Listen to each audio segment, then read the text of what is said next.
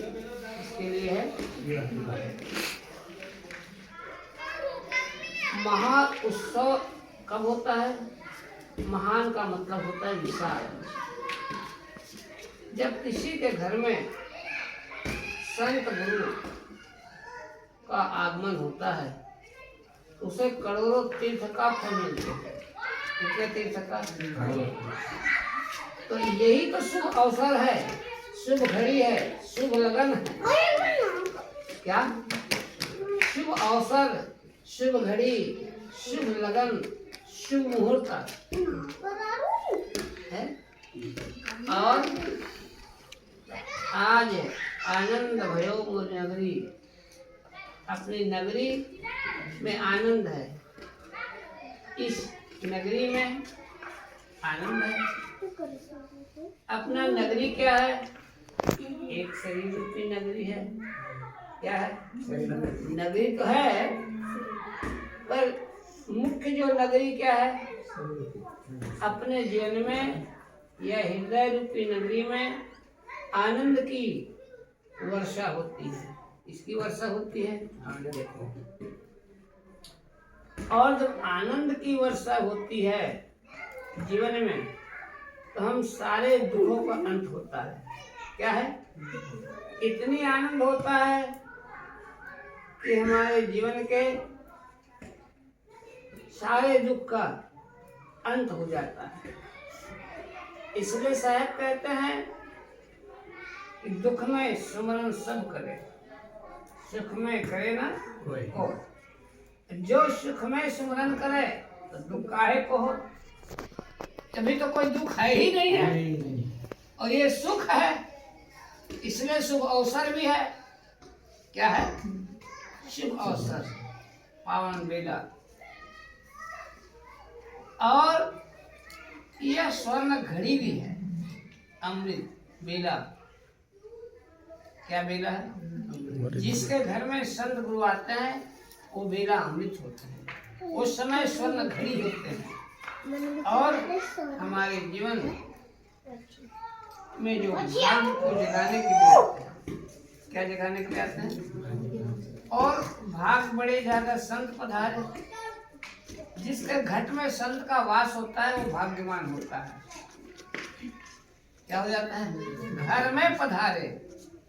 निज घर है, ये शरीर क्या है? निज घर है। घर तो ये भी है, परंतु आनंद कहाँ है? उस घर को लेना देना नहीं, पर इस घर को लेना देना है कि नहीं? इस घर में जो आनंद है वो अद्भुत, अनोखा और अनहद। देखो, अनहद आनंद क्या है? अपने ये अनहद आनंद, हद के बाहर। यहाँ कोई माया मोह का आनंद नहीं है। माया मोह से परे, इससे परे, माया मोह से परे यह आनंद परमानंद है। क्या है? और परम हर्ष का विषय है। आप परम सौभाग्यशाली भी हैं, आप परम संत स्नेही भी हैं। जिससे नहीं होते ना तो उसके घर में संत आते हैं। कब आते हैं?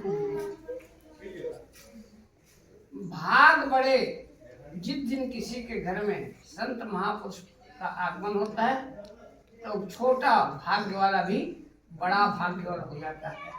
क्या भाग्यवान हो जाता है? बड़ा भाग्यवान बनता है। तो हम अपने जीवन में बड़ी सुंदर है, संत दरस को चाहिए तज ममता अभिमान, और जो जो पग आगे धरे कोटि नव्य करोड़ों यज्ञ का फल इस जन्म में मिल जाता है। इस जन्म में जब संत का दर्शन होता है, क्या होता है? दर्शन होता है। तो संत का दर्शन पुनीत पावन निर्मल होते हैं। क्या होते हैं? पुनीत पावन निर्मल स्वच्छ शुद्ध कपास की तरह जीवन होता है। क्या होता है? शुद्ध जीवन होने से संत का प्रभाव हमारे हृदय में पड़ता है। कहाँ पड़ता है? हमारे हृदय में पड़ता है। और हमारे नेत्र दर्शन करते हैं तो हमारा नेत्र भी संत का दर्शन करना कैसे है? सुंदर नेत्रों के द्वारा जब दर्शन होता है तो नयन दिए दर्शन करने को। देखो नयन किसके लिए है? दर्शनों के दर्शन के लिए। नहीं तो नयन के आगे मन बसा हुआ है, हमेशा नयन माया की ओर आकर्षित होता है। पर जब संत गुरु आते हैं, नेत्र तो यही है, और ये माया मोह से मुक्त होकर के यह साध गुरु के दर्शन प्राप्त करके अपने आप को धन्य मानता है कि आज चलो हमारा भाग्य, हमें हमारा भाग्य अहोभाग्य है, महाभाग्य है जो आज हमारे घर में संत आए। ये संत की विशेषता है जो करोड़ों और भी कहते हैं हजारों गंगा में नहाने का फल, सैकड़ों द्वारावती में दर्शन करने का फल एक संत के चरण से मिलता है। पद रखने से गंगा नहाए सास पर, द्वारावती सतबार, संत चरण जल झुके और तुले न तैसम आन। हजारों बार आप गंगा में स्नान करो और 100 बार द्वारका जाके दर्शन करो, तो एक संत के चरण पड़ने से जो फल मिलता है, जो जीवन पावन होता है, क्या पावन हो जाता है? जीवन पावन हो जाता है, शुद्ध हो जाता है, मन निर्मल हो जाता है, और हम अपने आप को पुण्यात्मा समझते हैं। क्या पुण्य पुंज में मिले संता, जिसके भाग्य उदय होते हैं उस घर में संत आते हैं। कौन आते हैं? भाग्य पुण्य का जब उदय होता है, पुण्य उदय होता है, तब व्यक्ति का भाग्य भी आता है। क्या जागता है? जैसे सूर्य उदय होता है तो अंधेरा छड़ जाता है। क्या छड़ जाता है? इस प्रकार के संत आने से अपने हृदय कमल खिल जाता है। क्या खिल जाता है? ये हृदय कमल खिलता है, इसमें ज्ञान का सूरज उग जाता है। क्या उग जाता है? और ज्ञान का जब सूरज उगता है तो मन की सारे मलिनताएं मिट जाती है। क्या मिट जाती है? जैसे अंधकार मिट गया संत के आने से, मन के अंदर जो सारी कुवासनाएं हैं, कोई इच्छाएं हैं, बुरी इच्छाएं हैं, उस सब का समापन होता है, अंत हो जाता है। क्या हो जाता है? अंत होता है। इसलिए कहते हैं भाई, जो हजारों बार गंगा में नहाओगे और सैकड़ों बार द्वारकाधीश का दर्शन करोगे तो वो एक संत के चरण में वो मिलता है। कितने बताए? ये संत गंगा नहाए सास भर, द्वारावती सतबार, संत चरण जल जो पिए, तुले न तैसम आन। तो उसकी तुलना किसी से होती, क्योंकि गंगा जड़ है, द्वारका भी जड़ है, वो तीर्थ है। गंगा में जो नहाते हैं वो भी जड़ है, वो द्वारावती जो मंदिर है, मूर्ति है, वो भी जड़ है। परंतु संत आते हैं तो वो चैतन्य मूर्ति है, इसलिए चेतना को जगाते हैं। संत जब आते हैं तो क्या जगाते हैं? अपनी सोई हुई जो चेतना है, अपनी जो वृत्तियां सोई हुई है, उसको जागृत करते हैं। और जागने से जब हमारी वृत्ति जाग जाती है तो हमें सद असत का विवेक होता है। क्या होता है? विवेक। और विवेक होने से हम सदा अपने काम करते हुए हम शांत रहते हैं। इसलिए कहते हैं को जागृत को सत असत विवेकी। संत जगाने के लिए आते हैं। क्या करते हैं? जगाने के लिए आते हैं। और जब व्यक्ति जाग जाता है तो हर कार्य को विवेक से करता है। क्या करेगा? विवेक से करेगा, जिससे नुकसान ना हो जीवन में। क्या ना हो? व्यक्ति जब विवेक से कार्य करता है तो जीवन में नुकसान नहीं होता है, लाभ ही लाभ है। क्या लाभ है? देखो, इसलिए कहते हैं मम दर्शन फल परम अनुपा, जीव पावनी सहस्रूपा। मम दर्शन, मेरा दर्शन से जीव का कल्याण होता है। किसका कल्याण होता है? इसलिए साहब कहते हैं धर्मदास साधुन नामा और साधुन माही करो विश्रामा। जब पहियो तब संतन माही, अंते खोजो पहियो नाही। साहब कहते हैं हे धर्मदास, मुझे मेरा निवास कहाँ है? संत। संत का हृदय मेरा निवास है। संत का मेरा घर मेरा मंदिर है। कितनी बड़ी बात कहते हैं। पर संत का घर मेरा मंदिर है, संत का हृदय में मैं वास करता हूँ। बड़ी बात, बहुत बड़ी बात कहा। इसलिए आपको ढूंढने की जरूरत नहीं। संत मिले साहेब मिले, अंतर रही न रहे, मनसा वाचा कर्मणा साधु साहेब एक। जिस दिन किसी को संत मिलता है तब क्या है? उसको साहेब मिल गया। क्योंकि संत साहेब की चर्चा करते हैं, वो दुनिया की चर्चा नहीं करते। इतना पूजा करोगे धन मिलेगा, इधर नहाओगे तो तुम्हारी मुक्ति हो जाएगी, ये बात संत कहते नहीं। संत तो भाग्य को जगाने के लिए आए हैं, और भाग्य जगता है अपनी भक्ति से, श्रद्धा से।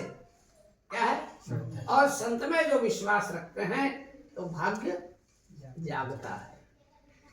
इसलिए जो व्यक्ति भाग्यवान होते हैं वो भगवान के ऊपर निर्भर नहीं रहते।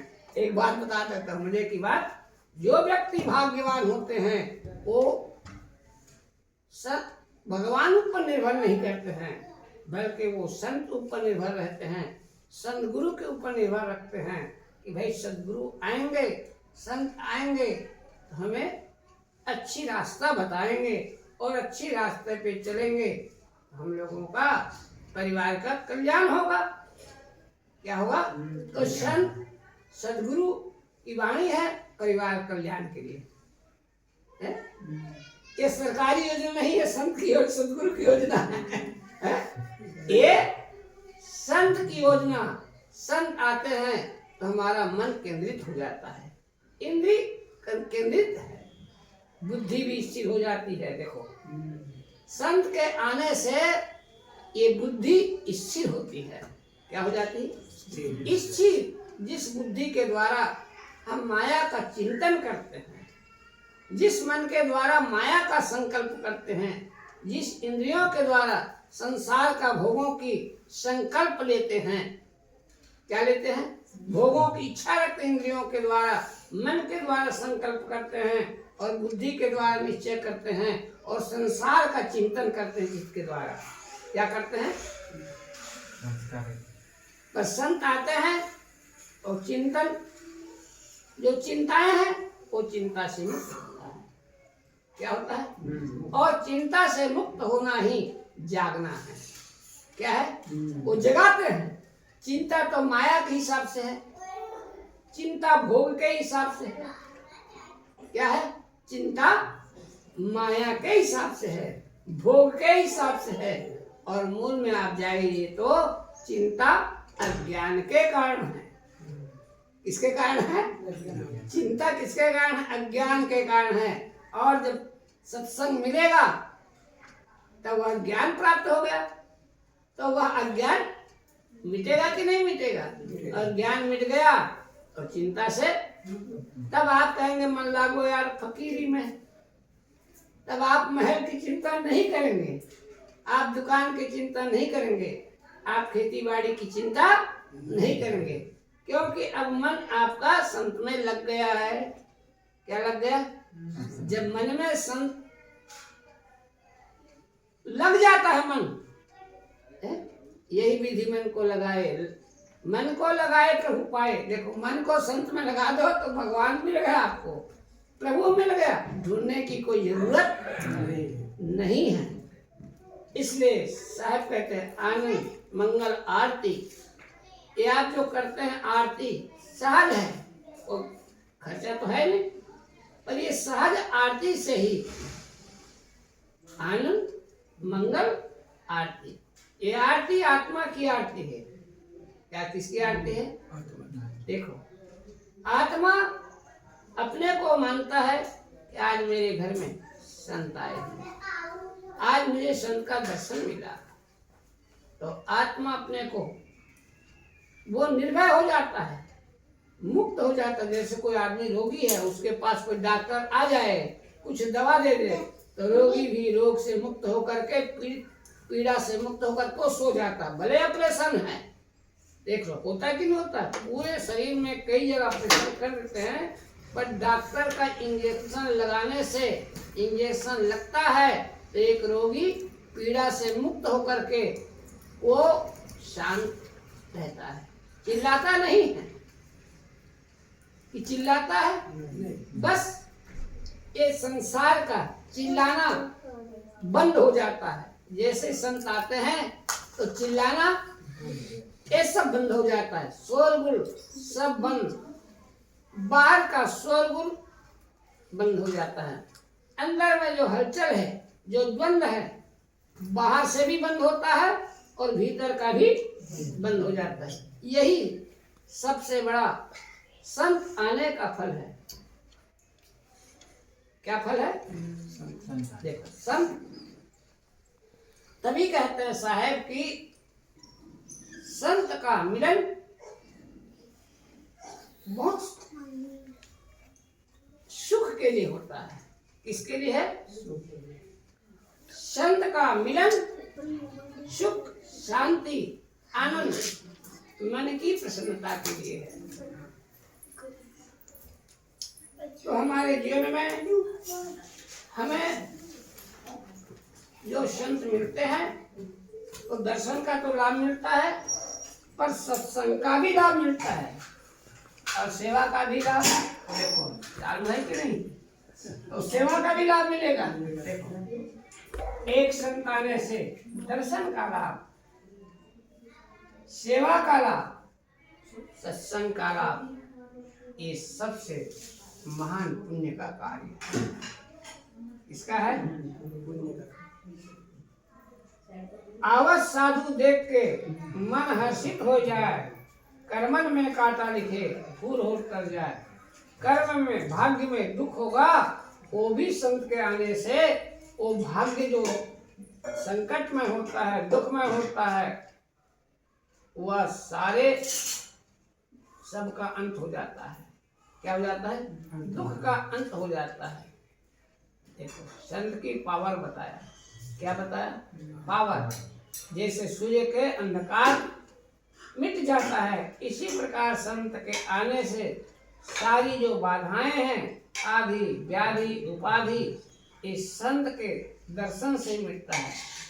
आदि व्याधि उपाधि शरीर ये सब नासक जपत कबीर। तो सद्गुरु सच्चे संत हैं। क्या है? तभी साहब कहते बार बार संत दर्श को चाहिए तज ममता अभिमान, और जो जो पग आगे धरे कोटि यज्ञ समान। तो देखो संत के मिलने से जीवन में जो आदि है, व्याधि है, उपाधि है, इसका भी अंत होता है। काम क्रोध लोभ मोह अहंकार का भी अंत होता है और व्यक्ति सहज जीवन जीने की कला आ जाती है। क्या जीवन? तीर्थ में जाओगे तो लाखों रुपया खर्चा करना पड़ेगा, गाड़ी मोटर कर देख के आ जाओगे, पर सत्संग कौन सुनाएगा? और संत घर में आएगा तो उस दिन तो घर ही मंदिर हो गया, घर ही तीर्थ है। साहब कहते हैं घर ही में तीर्थ मनाई वो, मंदिरवा में का करेगी वो। घर हमारा तीर्थ हो गया, अब घर हमारा मंदिर है। अब हमें बाहर तीर्थ करने की जरूरत या बाहर मंदिर दर्शन के जाने की जरूरत नहीं है। अब तो जिंदा जो मालिक है, क्या है? मालिक हम इसलिए कह रहे हैं, संत मालिक होते हैं। क्यों? वो अपने मन को वश में रखता है।